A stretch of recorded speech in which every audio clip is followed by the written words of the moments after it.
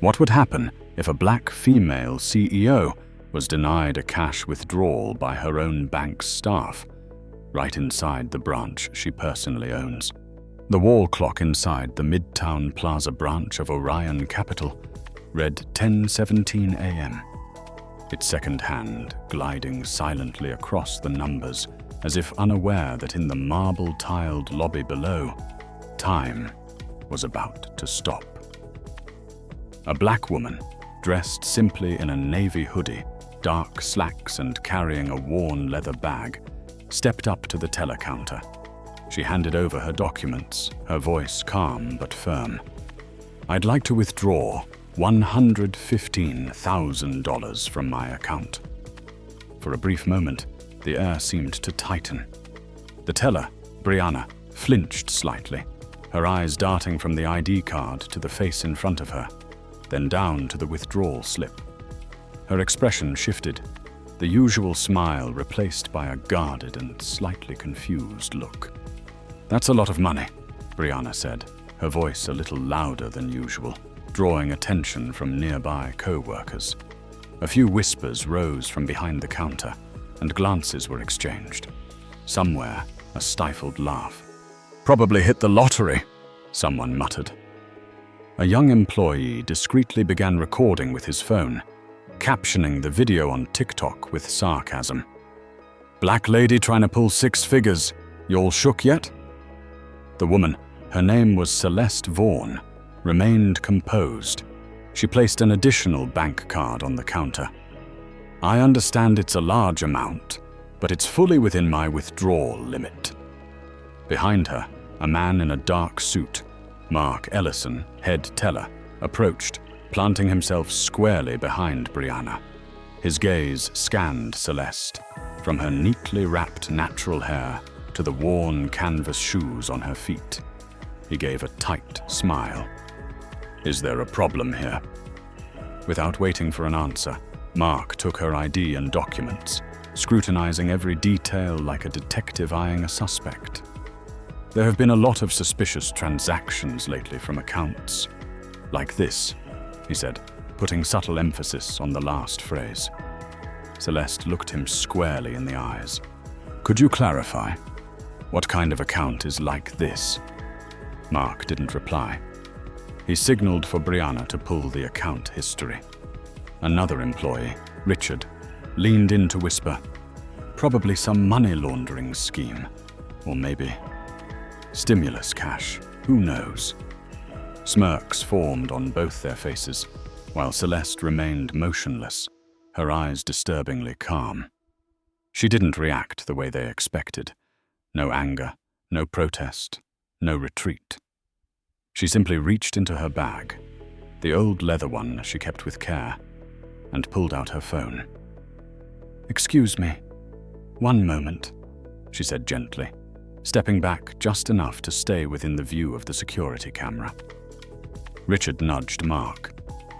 "Looks like she's calling her lawyer or something." Mark gave a dry chuckle, though his eyes betrayed a flicker of unease. None of them knew that the woman they were quietly ridiculing with their words, glances, and assumptions was the very person who could decide their futures with a single phone call. And that call, brief, simple, but weighted with the force of an empire, was the moment everything began to shift. But they didn't know it yet. They were still laughing, still judging, still believing they were in the right. They hadn't realized destiny had just turned around. While Mark continued to rattle off assumptions about the suspicious woman standing before him, behind Celeste Vaughn's steady gaze, an old memory resurfaced, sharp and attacked, like a crack in the marble wall that had never been repaired. 20 years ago, in this very same branch, she once stood behind the teller counter herself, with a small nameplate on her chest. Celeste V. Intern. She was 24 then, a senior majoring in finance, working part-time to pay her tuition. On one April morning, she had refused to sign off on an approval file riddled with inconsistencies, one that a previous officer had deliberately overlooked because the client, a white man, had connections with the branch manager. The price of honesty. A written warning, followed by suspension. As she walked out of the lobby, she heard the manager say to a colleague, loud enough for her to hear, "Who does she think she is? A black intern dreaming of reaching the 30th floor." The 30th floor, where the executive offices were located, became a symbol of the impossible. But Celeste did not swallow her anger. She swallowed a promise to herself. If she couldn't change the rules of the game, she would rebuild the board. She graduated with honors, earned a full scholarship to Wharton for her MBA, then rose through the ranks at 3 top financial firms before returning to Orion Capital, not as an employee, but as a strategic investor. She climbed to the role of Chief Operating Officer, and just 3 months ago, after a narrow board vote, became the first black woman CEO in the 112-year history of the bank. But she made no grand announcement. She chose silence and action. The Midtown Plaza branch had long been considered a crown jewel of the Orion network. High revenue, steady growth, and almost no formal complaints. But Celeste did not trust surface-level metrics. She instructed the tech team to develop an AI tool that analyzed emotional tone from recorded camera audio, customer feedback, and service data. The results were chilling. The rate of service denial for black customers at this branch was 4 times higher than the network average. White customers were 230% more likely to be offered premium products. A black client accompanied by a white person experienced half the wait time. None of this appeared in official reports, but it was embedded in how a system silently filtered who deserved to be welcomed. So today, Celeste wasn't just a customer. She was living evidence, and no one here realized it. When she made that phone call, no one saw the tiny earpiece she wore. No one knew the signal had been transmitted to the emergency operations room at headquarters, and no one suspected that the person who answered, Executive Vice President Helena Cross, had immediately activated Red Protocol across the bank's internal security and communication systems. Behind Celeste's calm demeanor, a storm was forming, meticulously guided by her silence. While Brianna continued nervously scrolling through 6 months of transaction history, Celeste, the woman once underestimated by this very place, was calmly leading them toward their own reckoning, with civility, with poise, and without ever raising her voice. The Midtown Plaza branch of Orion Capital never imagined that the ceiling-mounted surveillance cameras, originally installed to prevent theft, would one day become the very witnesses to their own wrongdoing. While Celeste Vaughan remained composed at the counter, the AI system she had quietly implemented over the past 6 months began operating at full capacity. It didn't just record video. The devices also captured audio, analyzing emotions through tone and body language. Phrases like, "People like this always try to scam," or "probably picked up a fake ID somewhere," were automatically transcribed, time-stamped, voice-identified, and stored in the CEO's private security archive. But the tension didn't end there. From the corner of the lobby, a new intern named Jaden had started live-streaming the entire scene of Celeste being denied her withdrawal on TikTok. With a clickbait caption, "When a black woman asks to withdraw $100K without wearing a suit," the video rapidly racked up tens of thousands of views in under an hour. Jaden didn't know who she was. He thought he was capturing a bit of drama for entertainment. But as the views skyrocketed, a strange feeling crept in, especially when he noticed that the woman didn't look like a victim, but rather someone waiting to strike with precision.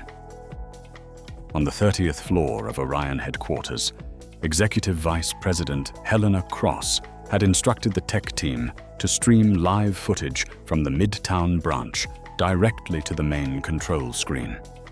She said nothing, only watching closely as each employee interacted with Celeste. A chart appeared beside the feed, showing transaction processing time by race.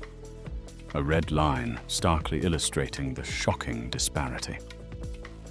The data was undeniable, and amid the cold numbers was Celeste, standing there, calm and unshaken, allowing everything to expose itself without raising her voice.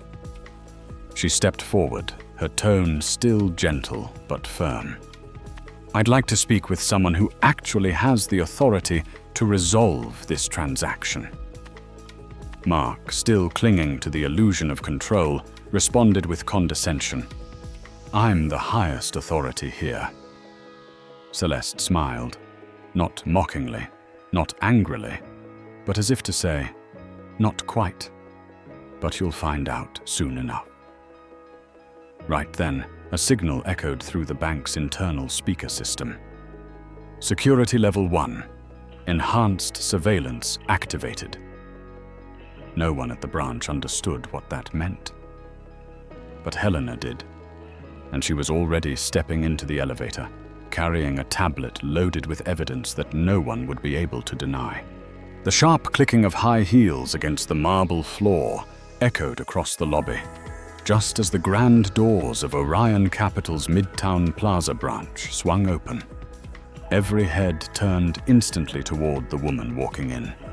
Helena Cross, Executive Vice President of the entire corporation, holding a tablet that displayed a live stream from the internal surveillance feed.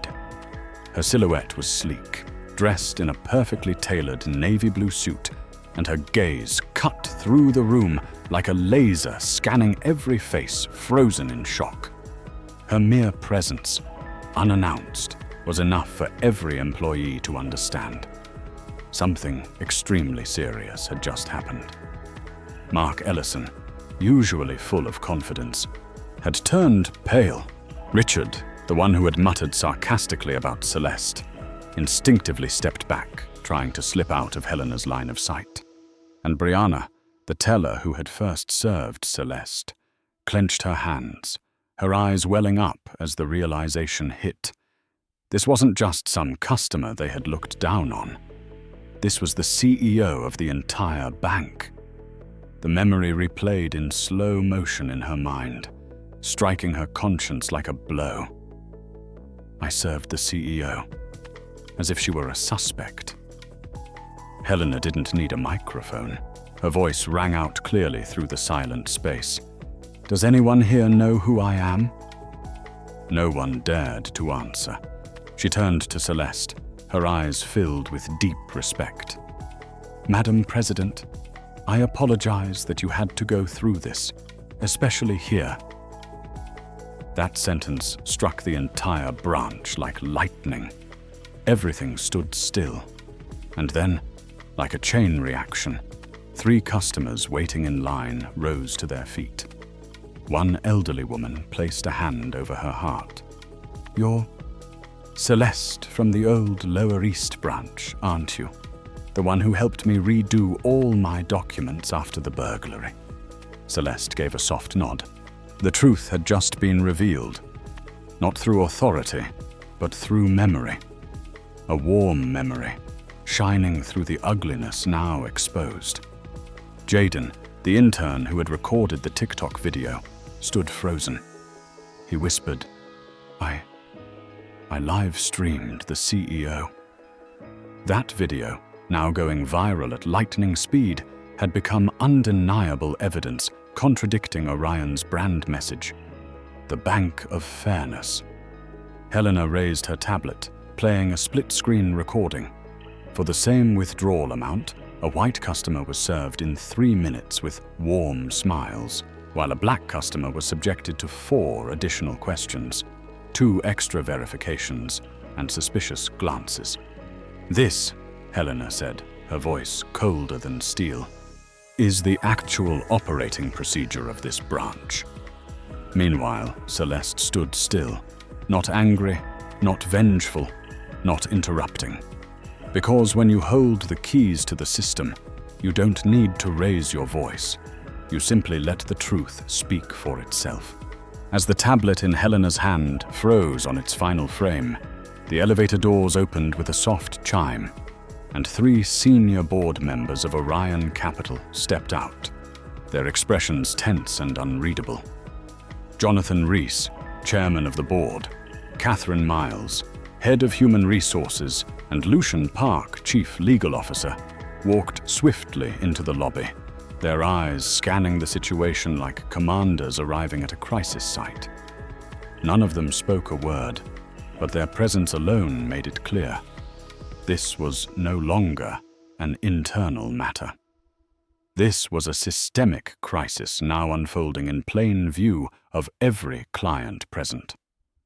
All eyes turned to Celeste Vaughan, who still stood calmly at the center of the lobby, like a fixed axis in the eye of a storm, made of prejudice, doubt, and collective shock.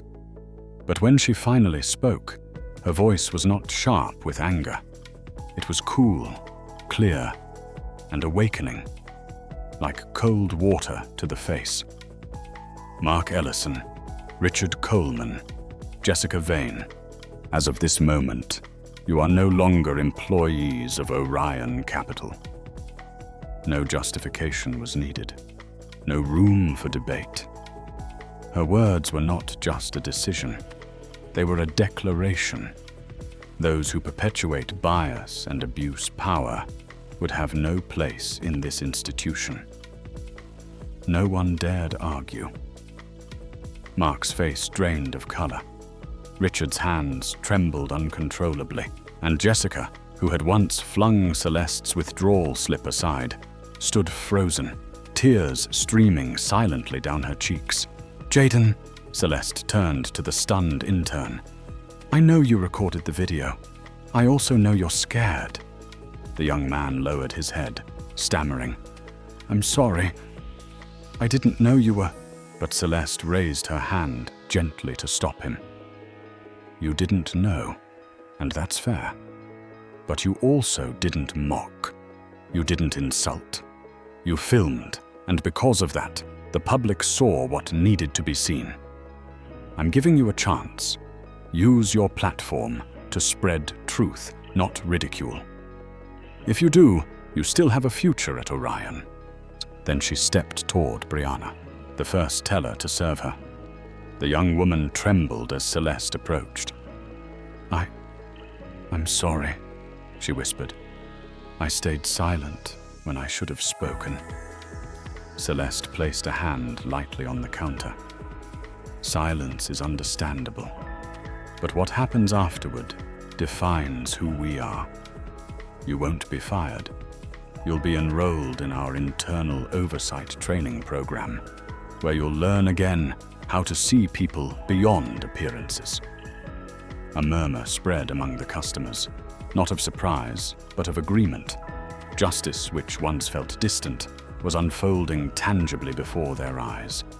And most remarkable of all, not a single word from Celeste carried the tone of vengeance. She did not strike back. She simply removed what no longer deserved to remain. 3 days after the incident at the Midtown Plaza branch, the entire Orion Capital system entered a state never seen before. Not panic, but awakening. Under the glare of camera flashes and surrounded by a dozen microphones from major media outlets, Celeste Vaughan stood behind the podium bearing the bank's logo, dressed in a sleek black suit with eyes sharp as steel. "We are not here to deny what had happened," she began, her voice clear and free of ornament. "We are here to acknowledge it, and to act." Standing beside her on stage were 3 individuals who had once been turned away as Orion clients for reasons never put in writing long: skin color, attire, or the sound of their voice. They did not speak, but their presence alone was a declaration. Celeste announced the Equiserve initiative, a $50 million reform package including anti-bias training, behavioral audits categorized by customer demographics, and a fairness scoring system applied across all branches. What shocked the public wasn't just the financial scale, but her final statement. Every branch will now have a direct hotline to my office. I don't want filtered reports from middle management. I want to hear directly from those who walk into my bank and are turned away simply because they don't fit the mold. In the front row sat Brianna, the teller who once stayed silent in the face of injustice. She no longer wore her old name tag. On her chest now was a new badge: Interim Branch Manager, Midtown. Celeste didn't choose to wipe the slate clean. She chose to retain those willing to do better. Brianna was the embodiment of that choice. And seated beside her, none other than Jaden, the intern who had filmed the viral TikTok, now a member of the internal communications team, leading the I Witnessed, Now I Speak campaign. Celeste's story did not remain within the walls of finance. It was shared in ethics classes, corporate boardrooms, and even at MBA graduation ceremony. At Orion Capital, every branch replaced the signage behind the teller counters. Gone were sterile corporate slogans. In their place stood a clear commitment. Every customer deserves respect, fair service, and a bias-free experience. If you feel that did not happen, call this number and speak directly to the CEO. 6 months later, Celeste wore her navy blue hoodie once more and walked into a suburban Orion branch. This time, no one called security. No one asked where she was from. A staff member smiled and said, "Good morning, how can I help you today?" Celeste didn't respond right away. She simply smiled back and said, "That's all I needed." Because sometimes justice doesn't need a verdict. It just needs a greeting, at the right time, in the right way, from the right heart. A system is only truly fair when it treats people with dignity, not with prejudice. Celeste Vaughan did not need to raise her voice. She let the truth speak for itself. And that alone was enough to transform an entire bank. If you believe that change begins with courage and justice, then like this video, subscribe to the channel so you won't miss stories like this. And don't forget to leave a comment with the phrase "Justice wins" to help us spread this powerful message.